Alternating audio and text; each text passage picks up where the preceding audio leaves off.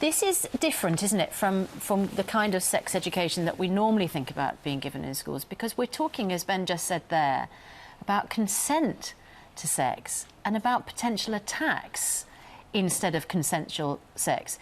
And lots of parents will think 11 years old is far too young to be talking about that sort of attack.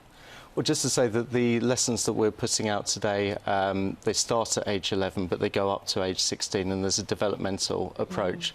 So at an early stage, we'd be talking about consent in a more abstract way, and it would be when children get to age 14, 15 and 16 that we'd start to talk about potential attacks and what children and young people need to do.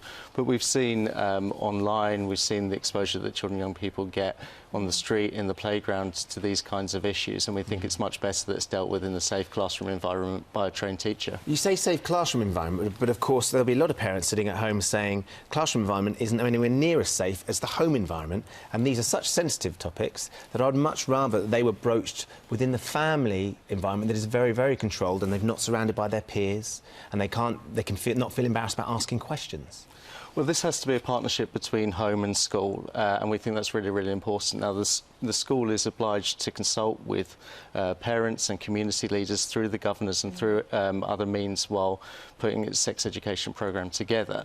But we also know that, having surveyed parents across the country, 9 in 10 parents support this education, not to replace their role as primary educators for their children, but to work in partnership with parents and with communities. Just briefly, are you able to tell us, at the age of 11, what is the appropriate thing that teachers are going to say about consent?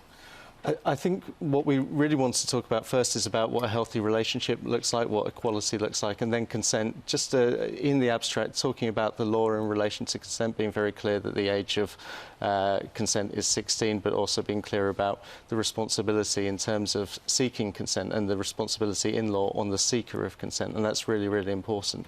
I think in the past, classes have focused on what to do if you're feeling that you need to resist someone else, but we want to place the responsibility, as it is in the law, on someone seeking someone else's consent. Wow. Interesting stuff. Joe, thanks very much indeed.